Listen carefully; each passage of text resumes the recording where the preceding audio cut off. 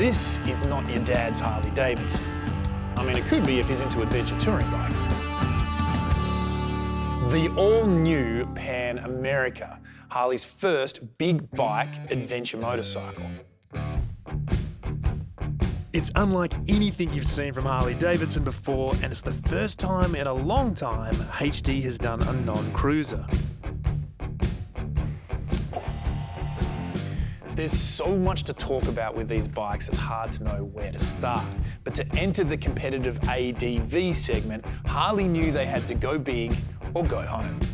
And the Pan America is here to stay. One of the coolest things for me to see when this bike came out is Harley-Davidson has designed an all-new liquid-cooled engine.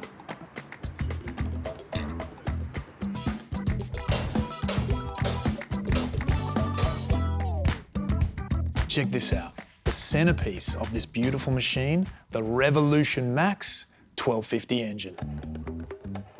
The Pan America was the first bike to introduce the new liquid-cooled powertrain.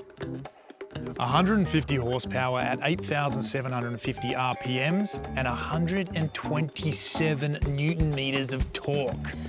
That is a lot of power at your disposal.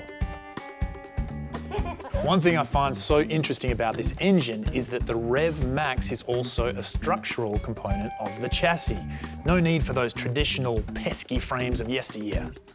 The engine being a part of the chassis keeps it super rigid to improve handling and reduce weight, so you can whip that sucker around without drama. Speaking of no drama, the Revolution Max comes with hydraulic valve lash adjusters. I know that sounds fancy, but it basically means no more valve checks.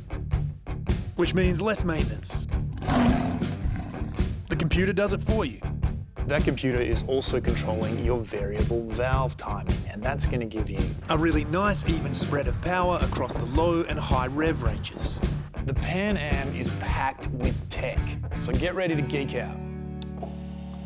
This 6.8-inch TFT display has got your speedo, tach, odometer, gears, temp, fuel gauge, clock, trip reports, alerts, cruise control, and range.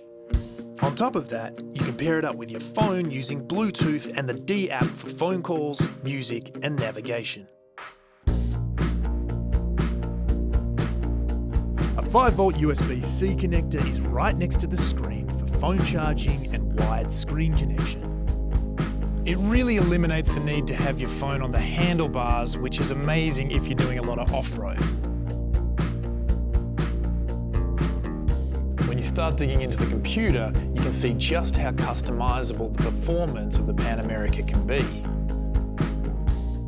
There's 5 standard ride modes: rain, road, sport, off-road, and off-road plus, just in case you want to get a little spicy with it.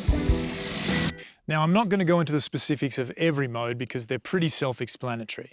But from rain through to off-road plus, you go from maximum traction control, engine braking and ABS to almost completely switching it off. The bike has a 6-axis IMU, used by the computer to figure out how much ABS and traction control is needed to keep you stable in hard cornering or braking, or to keep the front wheel down if you're on the gas hard. You have dual Brembo monoblock calipers up the front and a single Brembo caliper at the rear wheel. And those are electronically linked, so there'll be no sliding around in the wet, unless that's what you're into.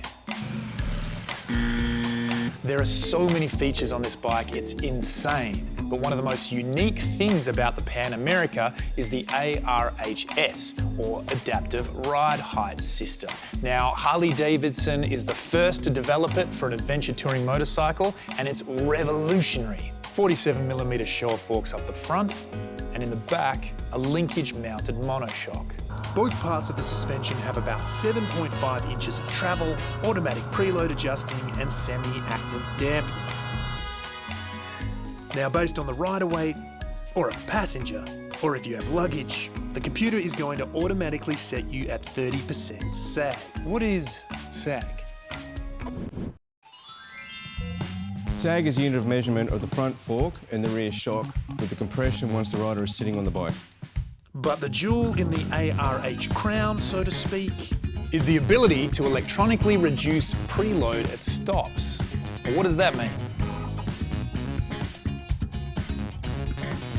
When you come to a stop, the height of the bike will lower by about 2 inches to make it easier to get your feet on the ground. And for beginners or shorter riders, being able to plant your feet without issue is a godsend.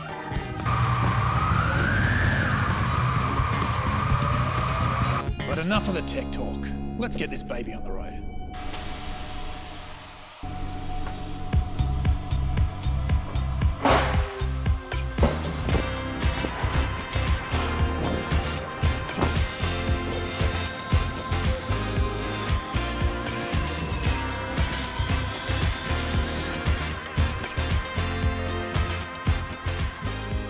Harley-Davidson has knocked it out of the park with this one. And whilst it doesn't look like your traditional HD, it is undeniably a Harley-Davidson at its core. It does everything you ask of it and does it with ease. All that tech at your fingertips, and there is a stack of power in this bike.